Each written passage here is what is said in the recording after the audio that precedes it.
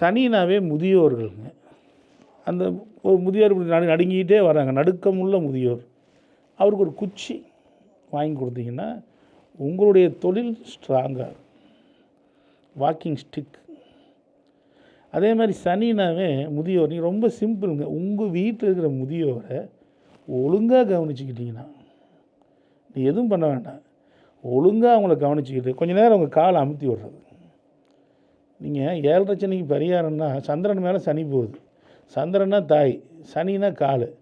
தாயாருக்கு கால் அமைக்கி விட்டாவே பிரச்சனை முடிஞ்சுது. நீங்கள் போக வேண்டாம், நீங்கள் இன்னும் திருநள்ளாறு, காசி, கயா அப்படி போகிறதெல்லாம் போங்க. உங்கள் தாய்க்கு கால் அமுக்கி விட்டாவே சனி பகவான் என்ன பண்ணுறாரு? நல்லது பண்ணுறாரு. அப்படி ஒரு அமைப்பு பண்ணுறாரு.